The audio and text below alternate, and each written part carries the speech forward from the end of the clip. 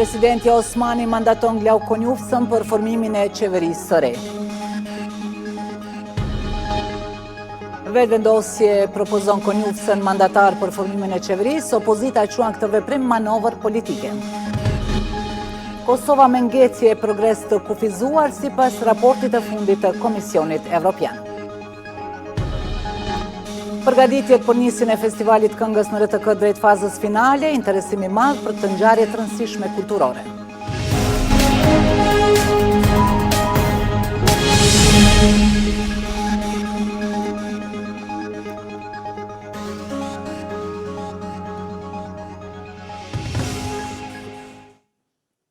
Shikues të nderuar, mirëmbrëma, po e fillojmë edicionin qendror të lajmeve me disa minuta vonesë për shkak të konferencës së jashtëzakonshme të thirrur nga presidentja Vjosa Osmani që përfundoi para pak çastesh.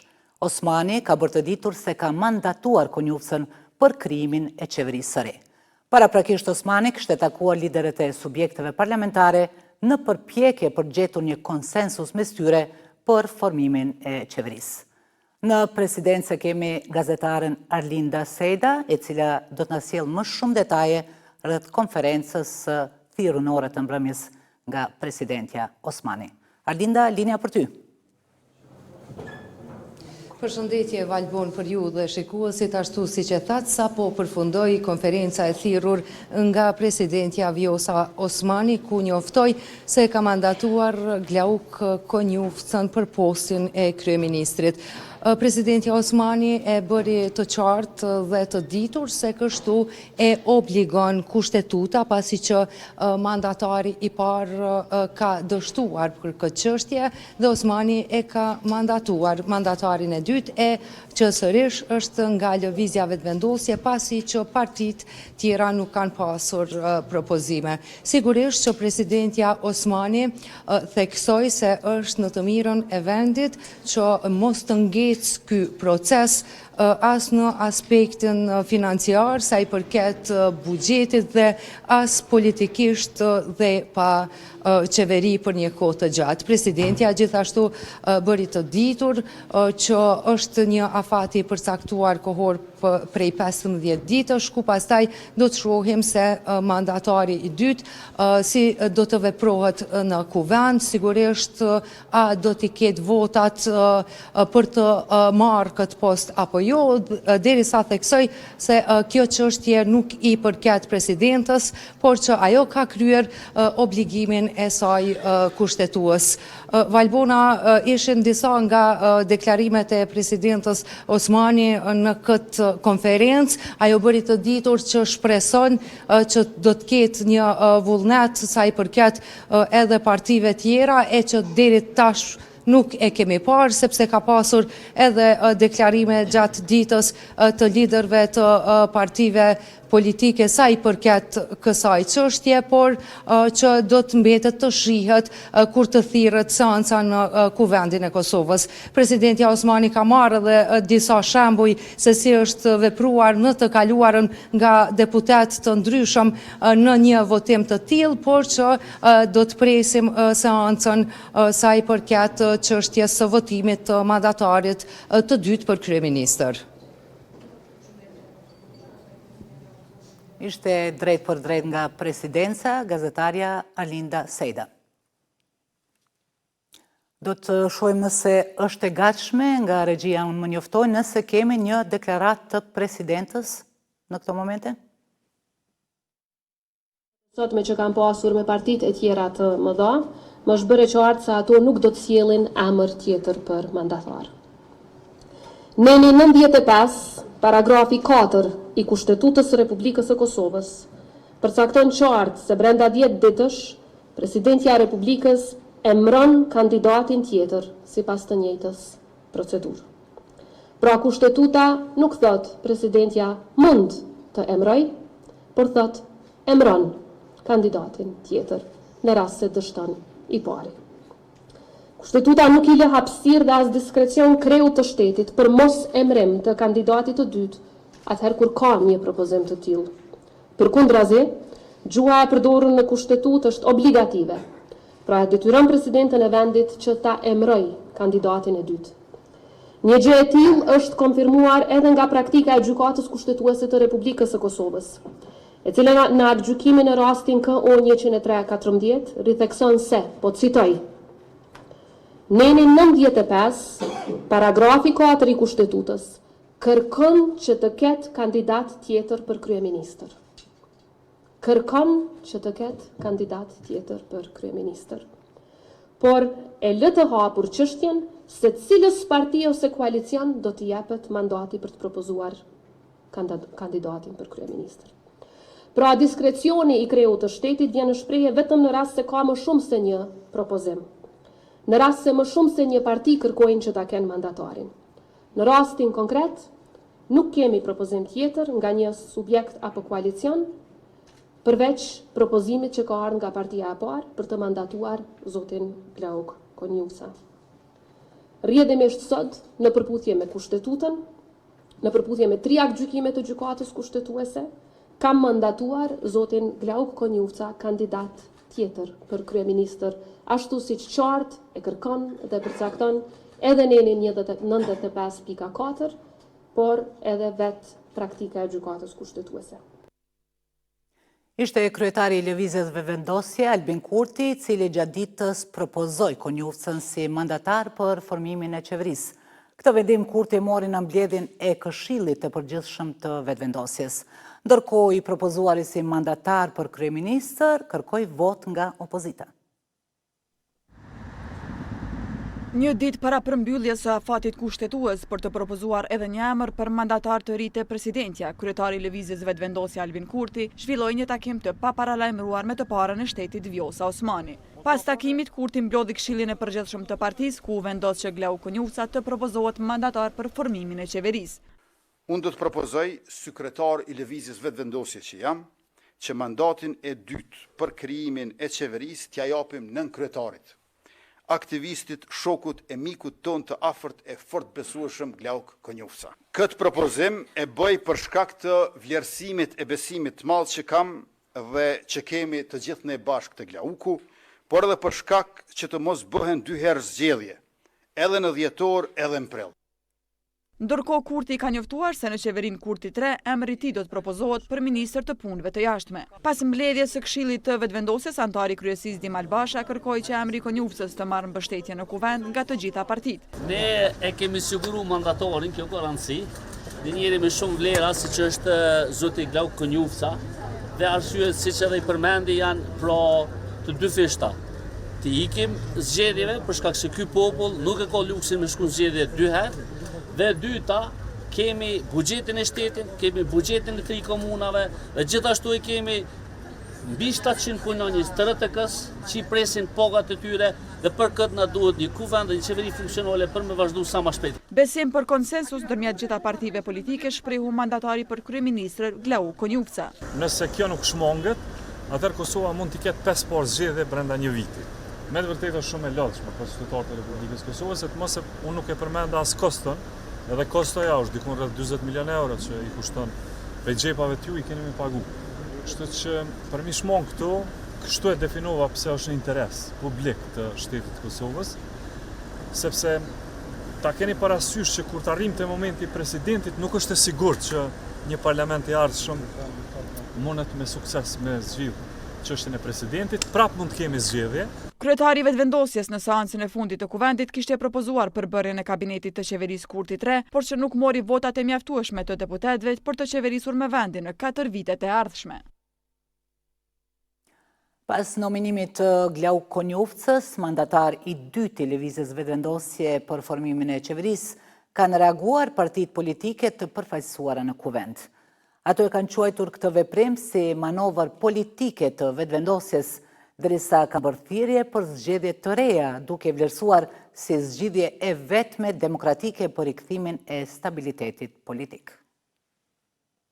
Partia Demokratike e Kosovës në një komunikat për media ka theksuar se shumica shqiptare në kuvend bashkë me disa deputet të komunitetit jo shumic kanë shprehur qëndrimin e tyre se nuk kanë vot për një mandatar tjetër nga lëvizja vetëvendosje dhe se çdo tentativë për t'ia dhënë sërish mandatin kësaj partie do të përbënte humbje kohe, zvarritje të panevojshme dhe thellim të mungesës së besimit në institucione. Sipas PDK-s, ashtu siç Kurti dështoi për të siguruar shumicën, do të dështoj çdo përpjekje tjetër për ta zgjatur artificialisht këtë proces nga lëvizja vetëvendosje, pasi siç thuhet në komunikat, realiteti politik është i qartë se askush nuk e ka shumicën për të formuar qeverinë nga kjo legjislaturë. Ndaj propozimit të Kurtit ka reaguar edhe Lidhja Demokratike e Kosovës, sipas të cilës është bërë qartazi e dukshme për opinionin publik dhe për të gjitha subjektet parlamentare se asnjë parti politike nuk e zotron shumicën e nevojshme parlamentare për të formuar qeverinë e re. Sipas LDK-s, dalja nga bllokada institucionale nuk mund të kërkohet përmes veprimeve jo kushtetuese e marrëveshjeve të paqarta, por përmes kthimit të sovrani për çka siç thuhet në komunikat, zgjedhjet e reja tani më janë domosdoshmëri. Ndërkaq kryetari i Aleancës për Ardhmërinë e Kosovës, Ramush Haradinaj, ka shkruar se me qafati kushtetues për votimin e qeverisë përfundon nesër, presidentja nuk ka mandat të mandatoj askënd pa dëshminë se kandidati nominuar e ka shumicën e nevojshme. Sipas Haradinajt, kandidatura e dytë nga VV për qeveri është veç përpjekje për të vazhduar kapjen e institucioneve të shtetit në kundërshtim me krejt normat kushtetuese e politike. Ndërkaq nisma socialdemokrate ka theksuar se vendi ndodhet në një ngërç të paprecedent institucional si rezultat i mungesës së vullnetit politik për marrëveshje dhe vendimarrje të përgjithshme dhe si pasojë e përpjekjeve të vazhdueshme për zgjatjen e pushtetit pa shumicë parlamentare dhe pa legjitimitet politik. Sipas nismës, sot është e qartë për të gjithë se kuvendi i Kosovës nuk ka shumicë.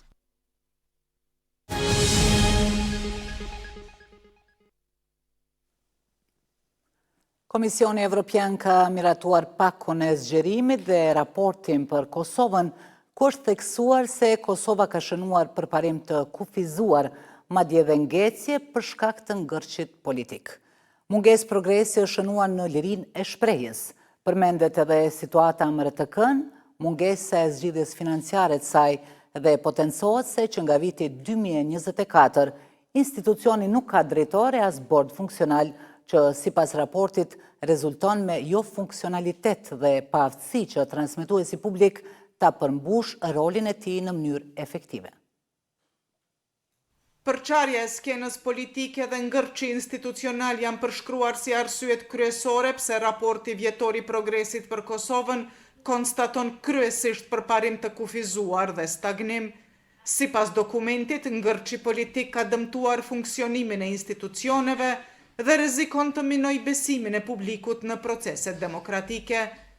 Ngecjet janë identifikuar në punën e parlamentit, qeverisë dhe sistemit gjyqësor, teksa theksohet se pavarësia e gjyqësorit dhe gjykatës kushtetuese duhet të respektohet plotësisht. Sa i përket masave ndaj Kosovës, në dokumentin e miratuar konfirmohet gatishmëria për heqjen e tyre, kur të arrihet një transferim i rregullt i qeverisjes lokale në veri. Lidhur me masat për Kosovën, një pjesë e raportit thotë se do të heqim masat sa më shpejt të jetë mundur, veçanërisht tani pasi zgjedhjet lokale kanë ecur mirë. Në raport gjithashtu konfirmohet gatishmëria e Komisionit Evropian për përpilimin e mendimit për dhënien e statusit të kandidatit, mirë po theksohet se për këtë nevojitet mandat nga të gjitha shtetet anëtare të Bashkimit Evropian. Dialogu për normalizimin e marrëdhënieve mbetet kusht për avancim drejt Bashkimit Evropian, si për Kosovën ashtu edhe për Serbinë. Të dyja vendet ftohen të përmbushin të gjitha obligimet që dalin nga ky proces. Serbia dhe Kosova u dominuan nga krizat politike të brendshme që shkaktuan bllokimin e procesit. Për ndryshe mungesë progresi është evidentuar në fushën e lirisë së shprehjes. Raporti përmend raste të sulmeve ndaj gazetarëve, pengimin e punës së tyre, përfshirë edhe përdorimin e gjuhës fyese. Në lidhje me transmetuesin publik, vlerësohet se nuk ka pasur përparim në gjetjen e një modeli të qëndrueshëm, afatgjatë dhe të pavarur financimi. Sipas raportit të progresit, RTK vazhdon të përballet me kufizime buxhetore, pronësore dhe atë të burimeve njerëzore. Besim edhe për pak qaste të raporti progresit për Kosovën i Komisionit Evropian, e kemi tani në lidhje të drejt për drejt korespondentën tonë nga Brukseli, Gjeraqina Tuhina. Gjeraqina, përshëndetje. Përshëndetje, Valbona. Ku qëndron Kosova në raport me vendet e rajonit në këtë raport fundit Komisionit Evropian? Nëse marrim parasysh pakon e shteteve të cilat sot kanë pranuar raporte të veçanta, mund të veçojmë se Malizi dhe Shqipëria janë bindshëm në top 2-shin e shteteve më të avancuara, shto këtu më pas Ukrainën, Moldavin. Kosova bën pjesë në atë që quhet grupi i mesëm, bashkë me Maqedoninë e Veriut dhe Bosnjë e Hercegovinën. Përderisa Malizi dhe Shqipëria janë më të mirat, Kosova ka një farë vlerësimi mesatar, më të dobët se vitin e kaluar, sepse ka shumë konstatime të stagnimeve dhe të progresit të limituar. Serbia është ajo e cila e ka marrë raportin jashtëzakonisht negativ në krahasim me vitet e mëparshme në shumicën e fushave, madje është dëshmuar se s'ka as pak progres, madje ka në disa elemente se ka pas edhe mbrapsje. No progres apo pa progres është praktikisht nota më e dobët nëse shikohet gradimi në vlerësimet e dokumentit të Komisionit Evropian, ndërsa zbrapsja është praktikisht edhe më e keqe se mungesa e progresit. Gjorgjia është shteti i cili bindshëm e ka marrë vendin e fundit sepse është cilësuar si një shtet kandidat vetëm në emër. A mund ta quajmë një momentum të ri? A duket më reale perspektiva antarësimit për vendet e Ballkanit Perëndimor? Patjetër Valbona, madje mund të them se është hera e parë në këtë dekadë, në një dekadë kur më kredibile dhe më e prekshme është perspektiva e antarësimit se sa që ka qenë rasti më parë. Bashkimi Evropian herën e fundit është zgjeruar në vitin 2013 kur është në familje është pranuar Kroacia. Prej atëherë deri më sot jo se nuk ka pasur zgjerim, por ka pasur edhe të kurje, sepse ndërkohë Britania e Madhe u largua nga bloku evropian. Dhe përderisa politikanët evropian ishin plot fjalë sa i përket zgjerimit, ka qenë qartë se nuk ka pas diskutim, disponim përkatësisht brenda blokut që të shkohet tutje, madje është folur edhe për disa reforma ndërinstitucionale para zgjerimit të ardhshëm. Kjo është hera parë kur madje edhe përmenden ndonë se nuk përkushtohen në data, por edhe përmenden si data reale viti 2030, si moment opcional kur eventualisht në Bashkimin Evropian mund të hyjnë si Shqipëria ashtu edhe Malizi, natyrisht nëse i përmbushin të gjitha kriteret politike dhe është kjo në baza meritore. Në vitin 2014, kur kishte nisur struktura e re e BE-s e deri më sot, zgjerimi ka qenë vetëm në narrativ e jo në hapa praktik. Tani kemi edhe hapa praktik, sepse është konfirmuar se seriozisht po mendohet për atë që quhet siguresa. Masa të sigurisë në momentin kur pranohen shtetet e reja, do të përcaktohet një afat i caktuar disa vjeçar që ato të ta dëshmojnë veten që të jenë antare të Bashkimit Evropian, në mënyrë që mos të vije deri te mbrapsja sa i përket vlerave demokratike, diçka çfarë kishte ndodhur me Poloninë e çfarë aktualisht akoma po ndodh me Hungarinë. Të gjitha këto hapa konkret tani edhe dëshmojnë gatishmërinë konkrete që familja evropiane të zgjerohet më tutje dhe natyrisht tani i mbetet shteteve veç e veç që t'i përmbushin kriteret e domosdoshme. Ishim në lidhje të drejt për drejt me korespondentën tonë Gjiraqina Tuina nga Brukseli, ndërsa në Prishtinë, shefi i zyrës së BE-s në Kosovë, ambasadore Ajvo Orav, u ka bërë thirrje partive politike që të bashkohen për të ndasive dhe të krijojnë një shumicë fuqishme që do të mundsoj zbatimin e reformave dhe ratifikimin e marrëveshjeve të rëndësishme për zhvillimin e Kosovës. Ndërsa kryeministri në detyrë Albin Kurti e vlerësoi raportin e progresit pozitiv dhe theksoi se do të angazhohen që rekomandimet e raportit të kthehen në zbatim. Orav u dorëzoi raportin për Kosovën për vitin 2024 të Komisionit Evropian, presidentës Osmani dhe kryeministrit në detyrë Kurtit. Më luaj të them shumë qartë, për t'ju ndihmuar ju që të arrini progres në rrugë timen drejt integrimit evropian, na duhen partner. Duhet të kemi një qeveri të bashkëpunojmë të, një qeveri që bazohet në një shumicë të fuqishme në kuvend që është në gjendje që të çojë përpara liritë fundamentale në të mirë të qytetarëve të Kosovës. Në këtë aspekt, Fatkeqësisht ky viti që po kalojmë është viti humbur.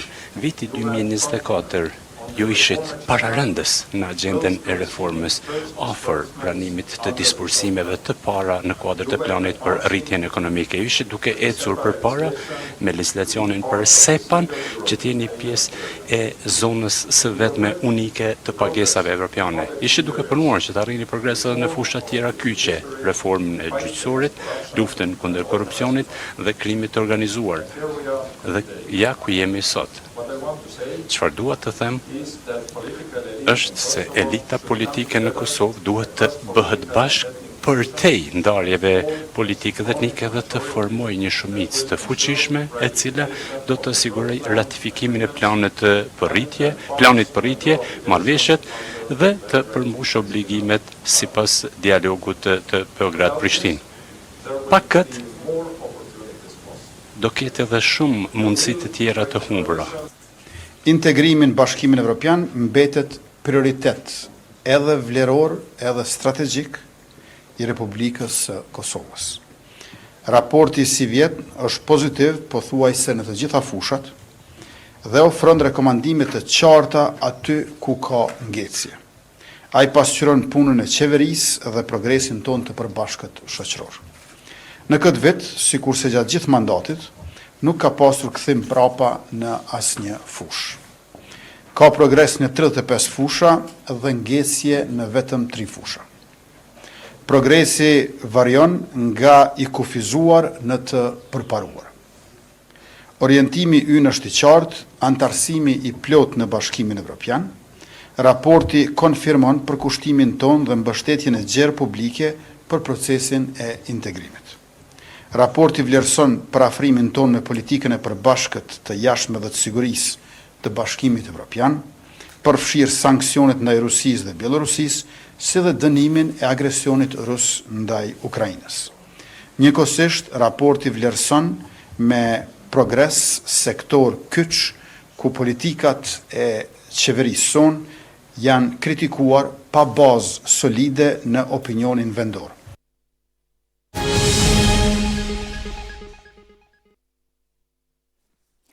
Në Kosovë po vazhdon fushata për balotazhin e zgjedhjeve lokale që mbahen më 9 nëntor. Në ditën e dytë, kandidatët për kryetar komunash kanë vazhduar takimet me qytetarë duke i prezantuar programet. Ndjekim një përmbledhje të aktiviteteve elektorale të fushatës së balotazhit. Partia Demokratike e Kosovës ka mbajtur të hënën tubim me qytetarët e Mitrovicës, të cilëve u ka kërkuar votën për Arjan Tahiri në balotazhin e 9 nëntorit. Kryetari i PDK-s Memli Krasniqi tha se Arjan Tahiri do të punojë për zhvillimin e Mitrovicës.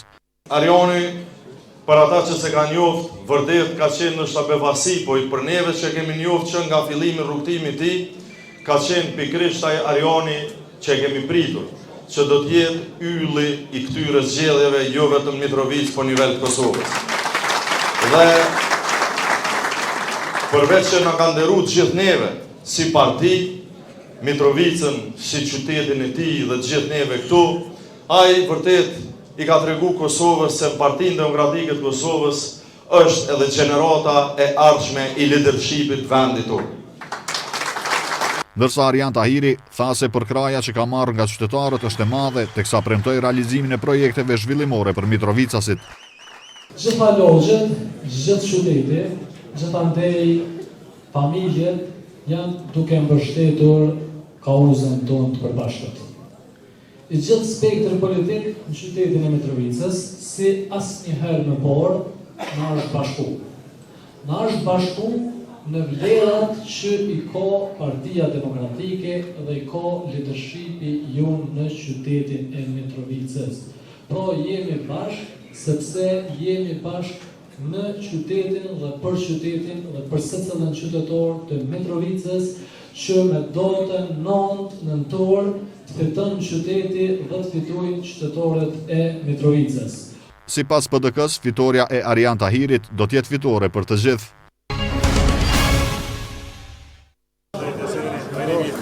Lidhja Demokratike e Kosovës fushatën zgjedhore për balotazhin në Peje ka zhvilluar në një tubim me qytetarët ku kryetari i kësaj partie Lumir Abdigjiku tha se ky qytet do të mbetet bastion i LDK-s edhe pas zgjedhjeve të 9 nëntorit.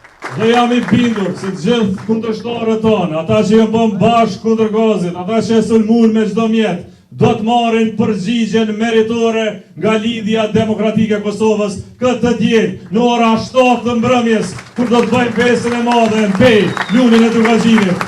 Peja mbetet bastion I Lidhjes Demokratike të Kosovës. Peja mbetet shtyll e rrugovizmit.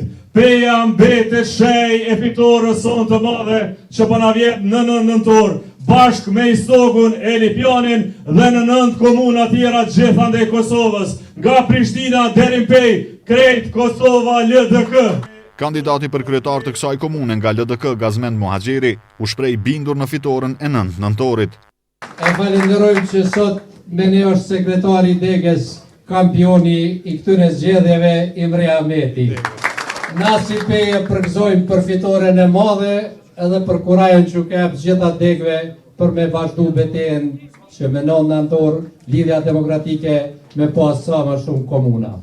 Gjithë juve, antarë tjetër, 3 antarë të shtabeve, ju përgëzoj për punën që kemi bo deri tash, kërkoj prej jush që deri me 9-in mos ndalemi që fitore jo në tjetë sa me madhe. Kreu I LDK-s Lumir Abdigjiku dhe kandidati për kryetar të komunës së Pejës Gazmend Muhaxheri kanë vizituar edhe shtatoren e ish presidentit të Kosovës Ibrahim Rugova.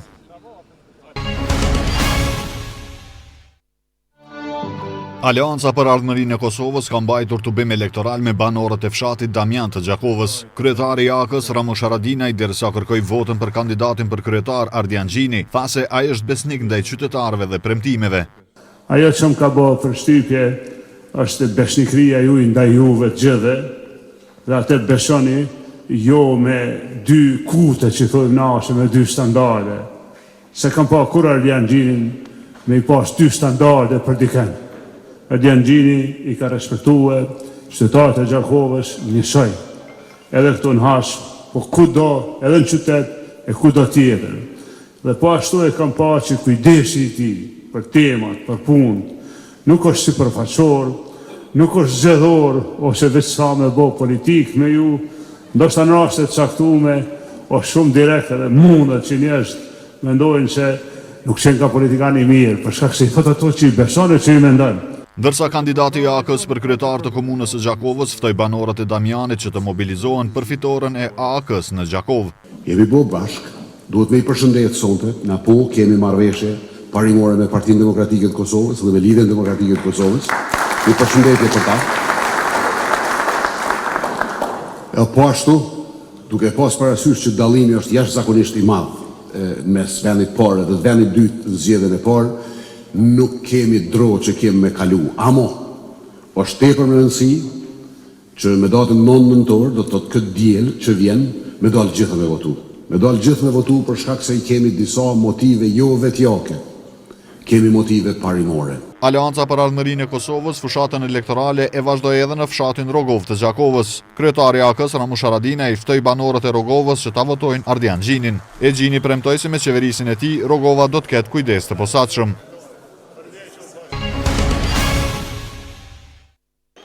Kandidati vetëvendosës për kryetar të komunës së Fushkosovës Valon Prebreza mbrëm ka hapur fushatën për garën e balotazhit në fshatin Bardhi Madh. Në këtë tubim elektoral mori pjesë edhe kryetari I lëvizjes vetëvendosje Albin Kurti, I cili u bëri thirrje qytetarëve të votojnë kandidatin e partisë së tij, duke theksuar se Prebreza do të jetë kryetari I ndryshimit për Fushkosovën. Në fjalimin e tij Valon Prebreza tha se qytetarët tashmë kanë treguar se kërkojnë ndryshim, ndershmëri dhe punë, ndërsa theksoi se fushata e balotazhit do të jetë rruga drejt fitores së madhe me 9 nëntor. Prebreza prezentoi edhe disa nga projektet kryesore që sipas tij do të sjellin zhvillim dhe cilësi më të mirë të jetës për qytetarët, ku mes të tjerash u përmend implanti I ngrohjes qendrore dhe koxhenerimi, ndërtimi I unazës së qytetit dhe sheshi qendror me hapësira gjelbruese, renovimi I shtëpisë së kulturës dhe ndërtimi I kampusit të shkollave të mesme.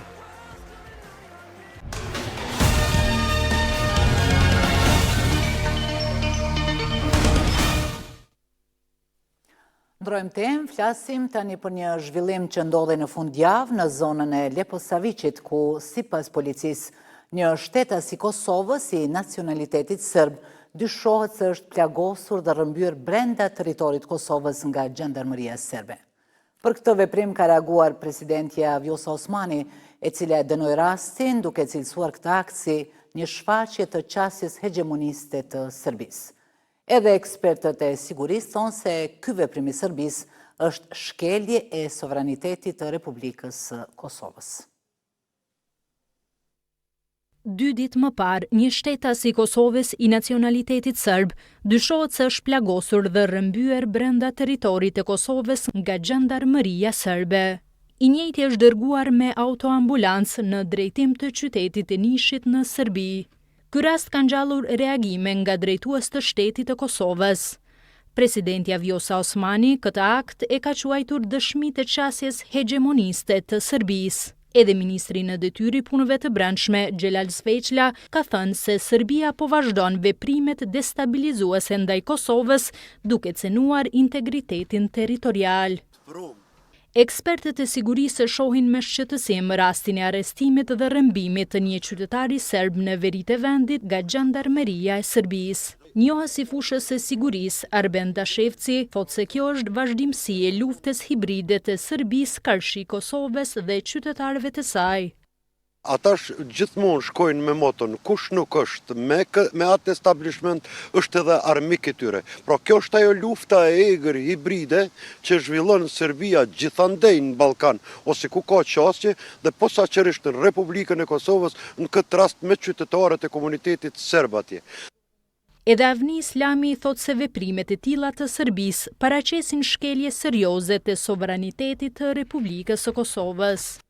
Vitin e kaluar është akuzuar nga mediat pro-serbe të Beogradit, se ai është bashkëpunëtor i institucionit të Republikës së Kosovës. Prandaj gjithçka çfarë ka ndodhur me Milan Vukashinovicin është gjithçka e planifikuar nga BIA serbe dhe nga institucionet e sigurisë të Serbisë. Ekspertët theksojnë se pavarësisht pranisë së misionit të KFOR-it në veri, institucionet e sigurisë së Kosovës duhet të jenë edhe me vigjilente dhe në koordinim për të mos lejuar cënimin e sovranitetit të vendit nga Serbia. Ndërkaq, sipas policisë, Milan Vukashinovic, qytetari i Kosovës me nacionalitet serb, u rrëmbye të shtunen nga Gjandarmeria serbe. Avokati i tij, Ivan Ninic, ka bërë të ditur se gjendja shëndetësore e Vukashinovicit është e rëndë. Ninic ka thënë gjithashtu se nga vendi i ngjarjes është zhdukur automjeti i klientit e tij, si dhe të gjitha gjërat personale të tij.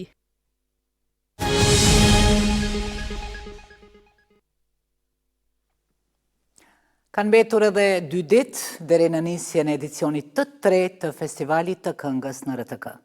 Organizatorët thonë se përgatitjet janë duke shkuar mirë, drejsa mësohet se interesimi për këtë ngjarje të rëndësishme kulturore në vend është tejet i madh.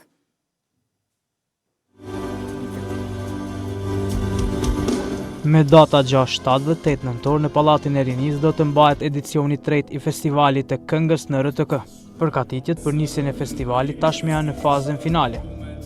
Festivali nuk është vetëm prodhim kulturor dhe mundësi për artistët e rinj. Festivali është edhe instrument i diplomacisë publike dhe kulturore të shtetit dhe në të ardhmen do të jetë një instrument i rëndësishëm i aftësisë së shtetit të Kosovës, Republikës së Kosovës, për të hyrë në marrëdhënie me shtete të tjera. Besoj mirë edhe tash jemi në këto 3 ditët me erdhe, si me thonë, të festivalit. Përpasëm me fillu festivali, kështu që është normalisht është sfidë, është po besoj që mundi me pa është edhe bukur edhe sfidë në njëjtën kohë. Gazetarja e kulturës në RTK, Fitnete Tuda, tha se festivalet e tilla janë festa të muzikës. Një atmosferë shumë e bukur, festivalet janë festa të muzikës, të këngës dhe ja unë këtu nga provat po befasohem një skenë madhështore, zëra shumë të bukur. Sipas drejtuesve, interesimi për festivalin e këngës që konsiderohet ndër ngjarjet më të rëndësishme kulturore në vend është tejet i madh. Me këtë material po e përmbyllim edicionin qendror informativ, ju falenderojmë për vëmendjen tuaj, natën e mirë.